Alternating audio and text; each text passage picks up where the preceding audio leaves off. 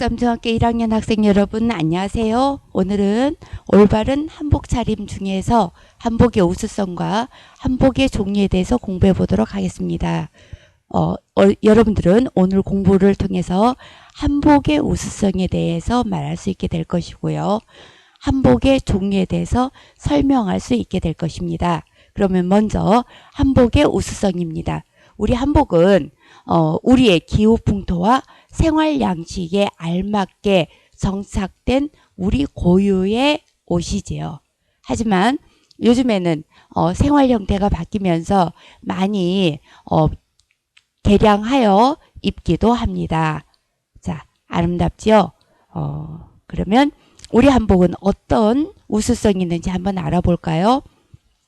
우리 한복은 자연 재료와 자연 염료를 사용한 친환경적인 의복입니다. 그리고 오황색이라고 하는 화려한 5가지 색을 사용하는데요. 황색과 청색, 그리고 백색, 적색, 붉은색이죠. 흑색, 요 5가지를 잘 조화롭게 사용을 하여서 굉장히 화려하고 품이 있는 아름다움을 나타냅니다. 그리고 직선과 곡선이 어우러진 아름다운 선을 가지고 있고요. 그리고 체형의 단점이 드러나지 않으며 손쉽게 고쳐서 입을 수 있는 실용성이 있습니다. 그리고 품이 넉넉하고 우리 과거의 생활 양식은 바닥에 앉아 사용하는 좌식 생활인데요. 좌식 생활에 편리하도록 품이 넉넉하게 만들어져 있습니다. 그리고 몸을 조이지 않아서 건강에 많이 좋지요. 요즘처럼 여러분들처럼 꼭 조이는 옷은 아닙니다. 자, 그러면 한복의 종류에 대해서 한번 알아보도록 합시다. 먼저 여자 한복입니다. 여자 한복은 이렇게 허리를 고정하는 이런 허리와 그리고 치마 자락으로 만들어져 있는데요.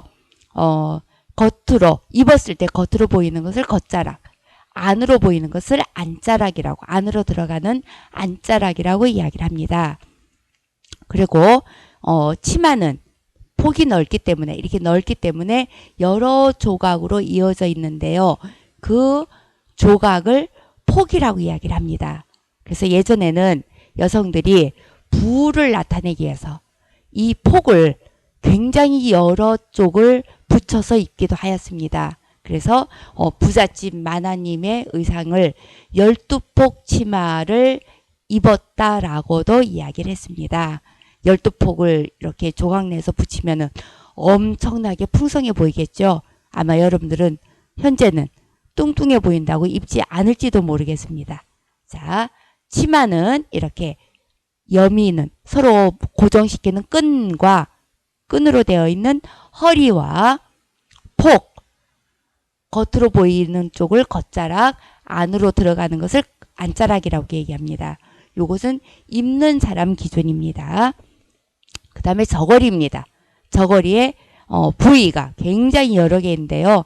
그냥 특징적인 거 기억만 하도록 합시다. 자, 이거는 이제 그 치수에 대한 명칭입니다. 요 목의 요 부분부터 요 부분까지를 고대라고 얘기하고요. 뒤 중심에서 소매 끝까지를 화상이라고 이야기를 합니다. 자, 그리고 이제는 이제 옷의 부분의 명칭입니다. 여러분들 알고 있다시피 요거는 소매고요. 여기 길이라고 하는 것이 있는데요. 이 길은 요 몸판을 길이라고 이야기를 합니다. 그리고 요 목 있는 요 까맣게 보이는 요 부분이죠. 요것을 깃이라고 얘기합니다.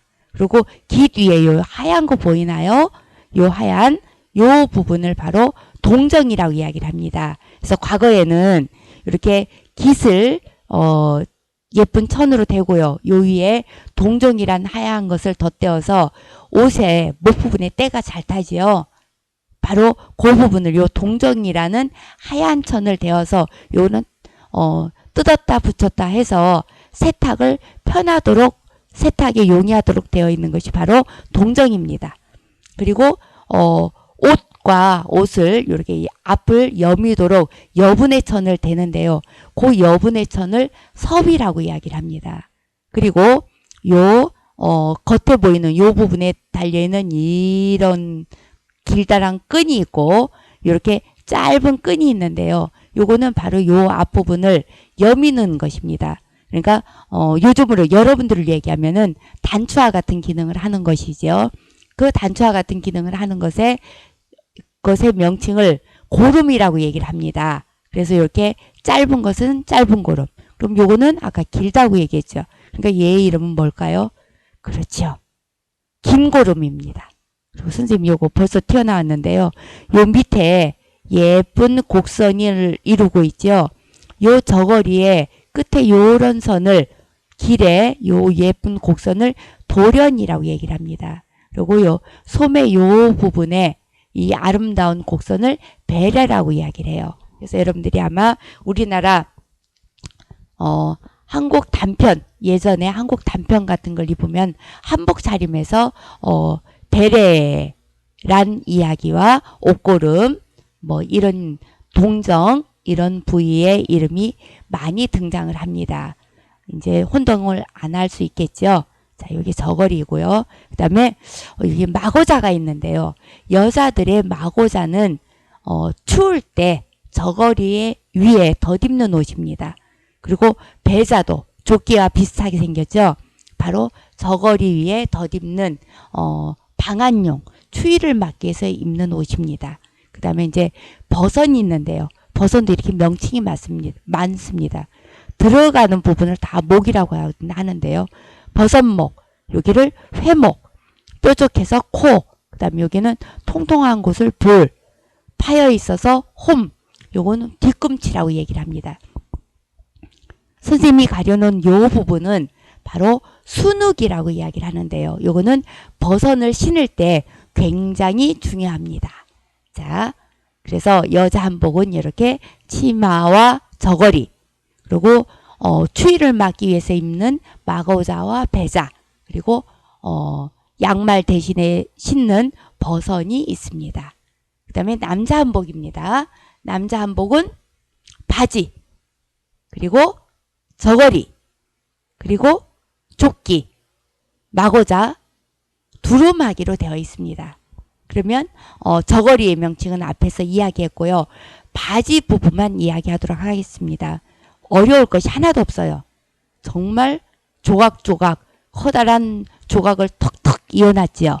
그랬을 때 요거는 허리 부분에 있으니까 허리, 여기는 양쪽 옆에 똑같은 조각이 붙어 있는데요. 바로 이렇게 마루짝 같이 되어 있는 폭이다 해서 마루폭이라고 이야기를 합니다. 그리고 사선으로 되어 있는 폭이 두 개가 붙어 있습니다. 그 사선으로 되어 있는 폭이라서 사폭인데요. 요거는 크기가 크지요. 그래서 큰 사폭. 이거는 작지요. 요거는 작은 사폭입니다. 근데 큰 사폭과 작은 사폭은 중요한 의미가 있습니다. 바지를 입을 때 오른쪽인가 왼쪽인가, 그러니까 앞인가 뒤인가를 구분하는 중요한 부분이 됩니다. 자, 그리고 남자의 저고리 길이가 약간 깁니다. 그 다음에 남자들은 바지, 저고리, 그리고 그 위에 조끼를 입고 마고자를 입습니다. 근데 조끼가 아까 여자들 배자하고 모양이 다르지요. 눈치챘는지 모르겠어요. 바로 조선 후기에 서양의 양복이 들어오면서 남자들의 배자는 이렇게 양복과 비슷하게 생긴 조끼의 모양으로 바뀌었습니다. 단추가 이렇게 달려있죠. 세련되어 있습니다. 호주머니도 있고요. 자, 그 다음에 두루마기입니다. 여러분들 두루마기 이름이 재미있죠. 왜 두루마기라고 하냐면 두루 막혔다 그래서 두루마기입니다. 그러면 이 저고리하고 두루마기하고 참 비슷하게 생겼죠. 다른 것은 저고리보다 길이가 길어요.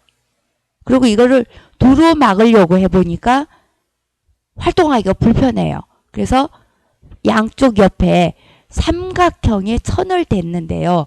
요 삼각형의 천을 바로 무라고 이야기를 합니다. 그래서 남자 한복은 이렇게 바지, 저고리, 조끼, 마고자, 두루마기로 이루어져 있습니다. 자, 두루마기는 무라고 하는 선을 대어서 두루 막아 놓아서 두루마기입니다. 자, 어때요? 오늘 공부 재밌었나요? 자, 그러면 퀴즈 문제 한 가지만 물어볼게요. 한복은 직선과 곡선이 조화를 이루어 우아하고 아름다운 멋을 나타낸다. O일까요? X일까요? 네, 우리 한복은 직선과 곡선의 조화를 이룬 선이 아름다운 옷입니다. 네, 오늘 공부는 여기까지 하겠습니다. 우리 교실에서 만나요.